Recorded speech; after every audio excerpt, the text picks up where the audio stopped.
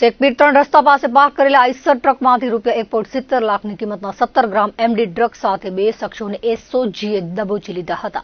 એસઓજીને બાતમી મળી હતી કે નાના વરનોરા ગામનો આરોપી કરીમ સિદ્દીક મમણ અને ઝીકડી ગામનો આરોપી હરેશ વાલજી કેરાસિયા શેખપીર 3 રસ્તા પાસે પાર્ક કરેલ આઈસર ટ્રક પાર્ક કરી ઉભેલા છે, જેમાં માદક પદાર્થનો જથ્થો રાખેલો છે। શનિવારે મોડી રાત્રે સ્થળ પર તપાસ કરતા બંને આરોપીઓ ટ્રકની કેબિનમાં બેઠેલા હતા।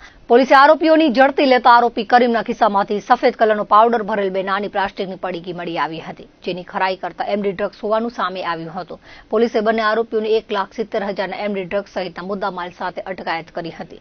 પ્રાથમિક પૂછપરછમાં આરોપીઓ ટ્રક લઈ અમદાવાદ ગયા હતા। સ્થાનિકે માદક પદાર્થનું વેચાણ કરતા હતા। 18મી એપ્રિલના બપોરે અમદાવાદ આલમ વિસ્તારમાં ગયા હતા, જ્યાં સલીમ સૈયદને ફોન કર્યો હતો, જે બાદ સલીમનો માણસ એમડી ડ્રગ્સનો જથ્થો આરોપીઓને આપી ગયો હતો। આરોપીઓ ₹19,000 એડવાન્સમાં આપી દીધેલ હતા અને 13,000નો માલ મળ્યો હતો। બંને આરોપીઓને અટકાયત કરી પદ્ધર પોલીસ મથકે એનડીપીએસ એક્ટ હેઠળ ગુનો દાખલ કરી વધુ તપાસ હાથ ધરવામાં આવી છે।